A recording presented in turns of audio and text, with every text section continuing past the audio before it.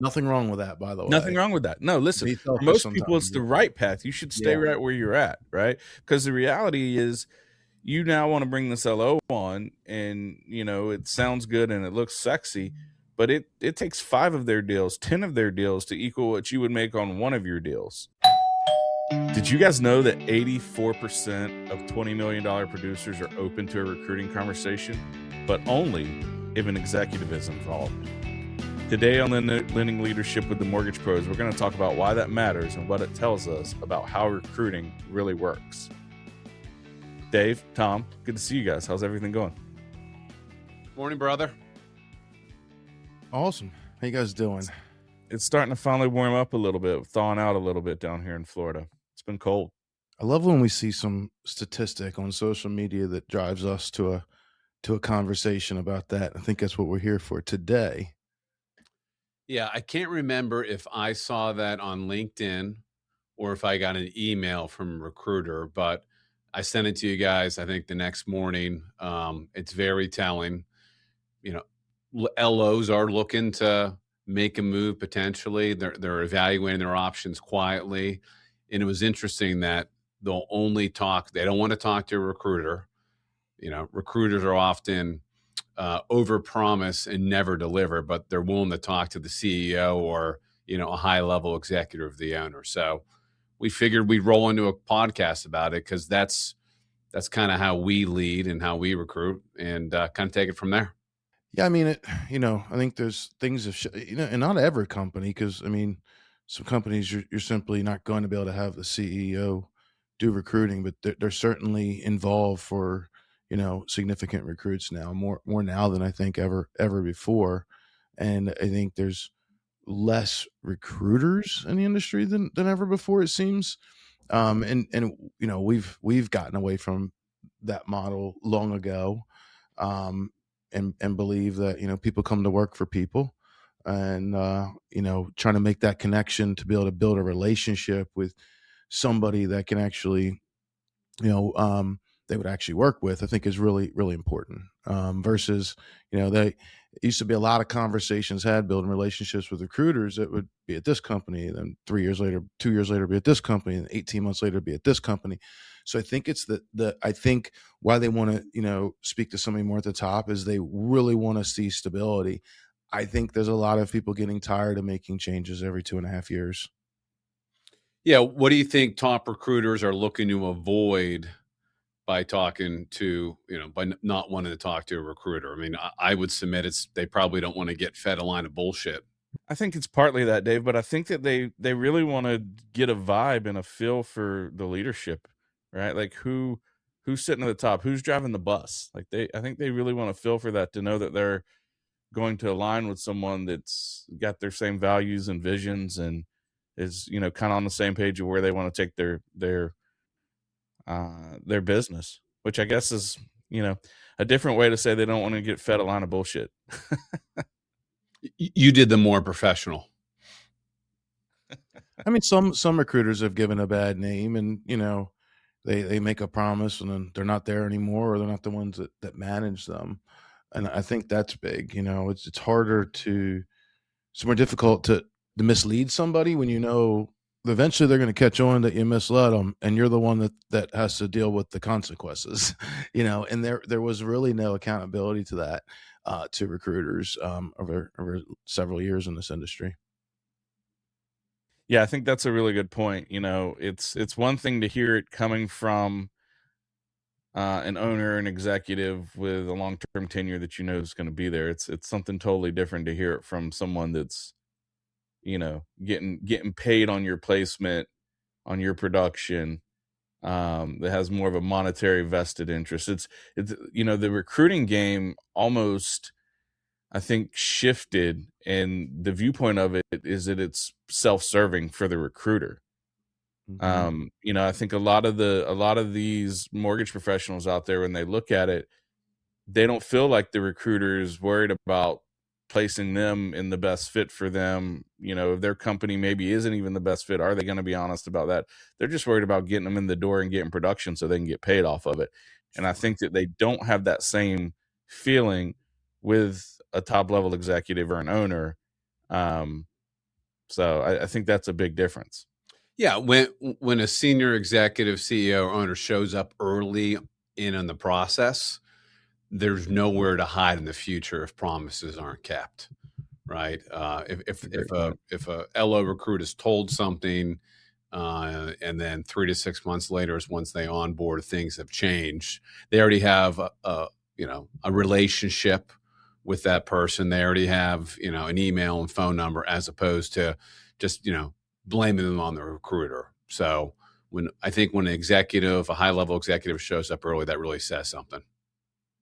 Well, and we see that play out, right? Like I tell people as we're talking to them, I say something to the effect of, listen, I'm never going to blow smoke, because it's going to take you about 37 seconds of landing here to figure out that I did that. And then I've lost all credibility with you. And I'm the one that's going to have to listen to you, not be happy, and find a way to fix it. So you may not always like the answer that you get. It may not be exactly what you're looking for. We may not be that fit, but I would rather iron that out, and we know that before you walk in our doors. Guys, I'm bringing up some notes because I was in a mastermind yesterday with several like branch managers and top producers, and recruiting was the topic, and we brainstormed around the group. Why do loan officers leave or change companies, and what actually attracts them? So some of the things that came up were more money, and or less work for the same amount of money, or more money for the same amount of work, which is something we've always believed in. Better leadership, stronger company support, better tools and technology. There's a focus on AI right now, marketing, social media support, branding support, access to loan partners, processors that process, autonomy and flexibility, local market saturations or limitations from large organizations. Those were some of the whys that people. Oh, and then and leadership, poor leadership, was one as well. So it's a better leadership, poor leadership, but interesting because more money. I think you want to. I wonder what they meant by that. I don't remember if we drilled in more money. Is that like more money up front, or the ability to earn more money? I guess different people interpret that differently, right? Yeah, I think it's been interesting as we've seen kind of the evolution of recruiting over the last 10 years. Like the movement, we saw a movement almost to like free agency, right? Where you get paid a boatload of money up front, you have a contractual term where you're obligated, and then it's almost like as that contract comes up, you start looking, okay, where's my next payday? Where's my next check coming from? And I think we're starting to see a shift from that, and the leadership piece is important to that. People don't want that transactional type of recruiting anymore, because what they've seen, what we've seen over the last 4 or 5 years, especially through COVID, is you get these big checks and you sign your life away for 2 or 3 years, and 90 days in, all the promises have changed, the pricing's moved, right? And now you're really captive for the remainder of that term. So I think that's probably the would be somewhere around the more money conversation, but it would be interesting to get some more feedback on that. It's actually ruined, a bunch of loan officers we know. It's ruined their career, right? They took a big check, 6-figure check, high 6 figures, thought they were on top of the world, took a bunch of money, and then they went to a company that was not a good fit.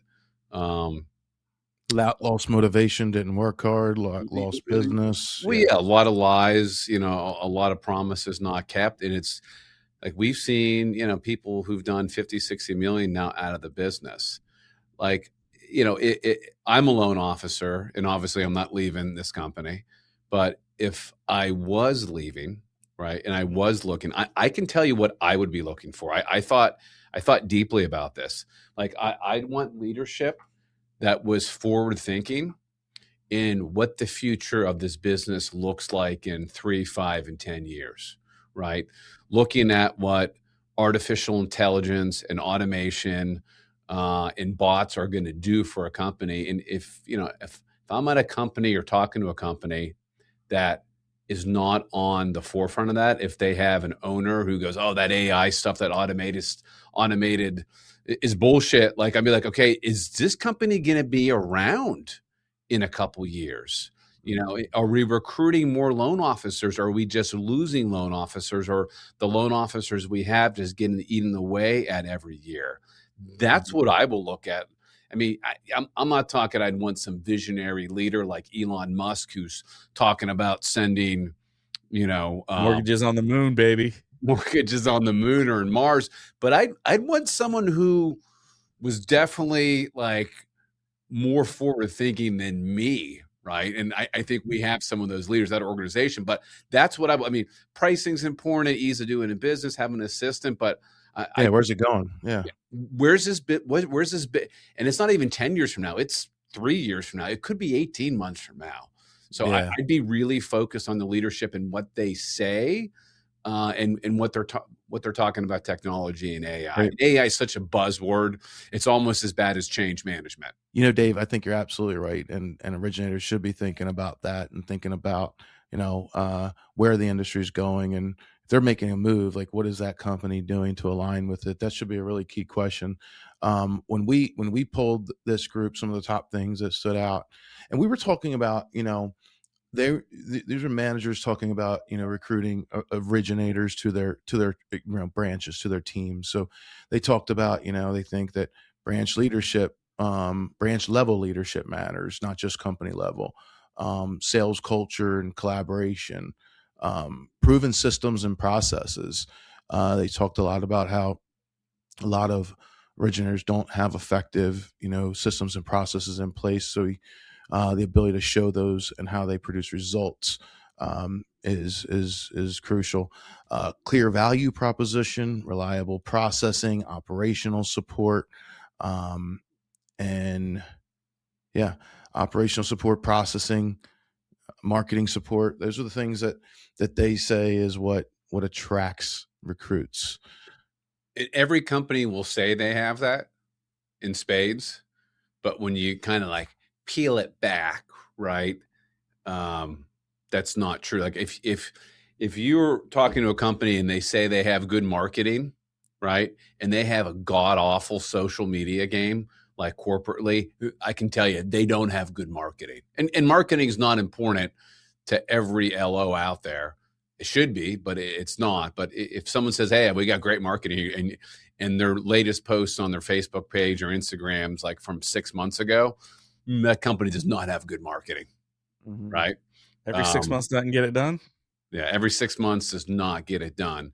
If they say they have great ops, right, and it's a fire drill, and underwriting's at 4 or 5 days, and they're not going underwriting first, or they don't even have in-house underwriting, they don't have great ops, right? So, and I'd always recommend an LO to talk to, randomly call up from the website LOs and get the skinny. And if you get on that website and the website was from the late 90s, also not a good company to chat with. I mean, all those things should be warning signs.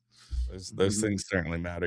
It's interesting, as we were talking in this group, one of the things you mentioned, Tom, on the same leadership aspect was kind of the leadership of who they align with, right? Like, and that's something that I think a lot of the people out there listening that are saying, hey, I think I want to go manage production and maybe build a team and recruit. Like, that's something you guys, I would challenge everyone to think about, and something we challenge our leaders to think about. So you have the company that you align with, right? And they provide the platform.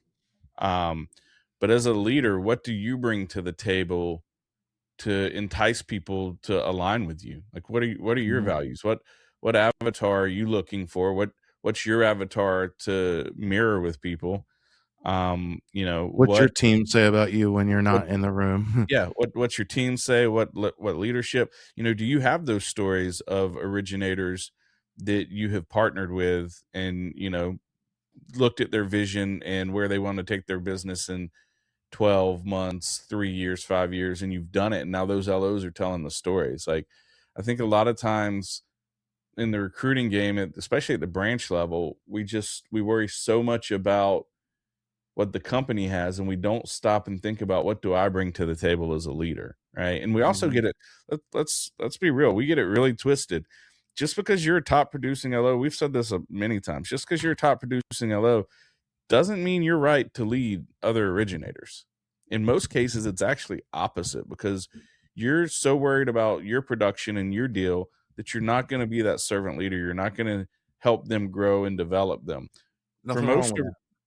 say that again.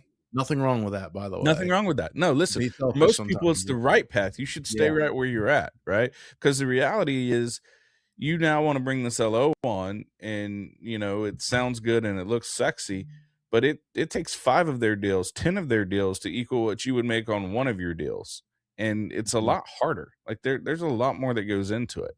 So that's just something I always kind of go back to and think about as we talk about this conversation. So as we talk about these things and we talk about being that leader and, really put kind of an emphasis on recruiting, we were talking to our group about this as we whiteboard. And one of the things we talked about is, what are some of the outreach and recruiting tactics that that we see as practical and repeatable? Like what really works, what moves the needle, right? Because we've all gotten that cold call from someone we don't know who the hell they are. Your fires are burning, you're in the middle of something, and they call you and they're wanting to pitch you, right? It's funny. I got a call recently, and the guy called me and said, I'm going to pay you more than you make, 200 basis points on every deal. And like instantly, I'm like, dude, you don't know anything about me because I don't originate anymore, right? Like you don't know your audience. So, what are some of those outreach and recruiting tactics? We got a pretty good list here.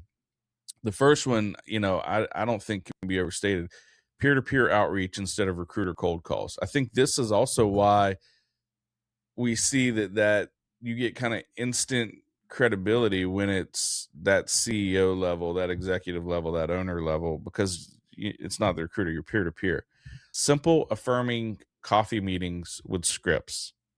And really all of this, guys, what all of this boils down to, if we just threw the word recruiting away and replaced it with relationships. That's what this next one is: long-term nurture, not opportunistic outreach. You're building relationships with these people. You're trying to find synergy and common ground where you guys together are stronger than you guys apart, or you guys at separate companies, right? Staying in touch and providing value over time. That's a big one. That shows that you care and you're not just looking for the quick buck. And then avoiding sleazy transactional recruiting behavior. We talked about that a little bit already. Those are things that, are really important and can start setting the foundation of that relationship.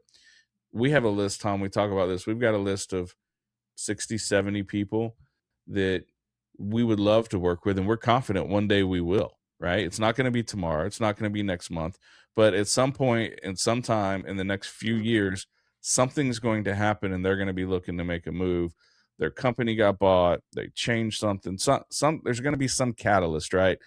And the whole goal is that we have a deep enough and secure enough relationship that when that catalyst happens, we're the first person that they think about and they pick up the phone and call us, and we go from there.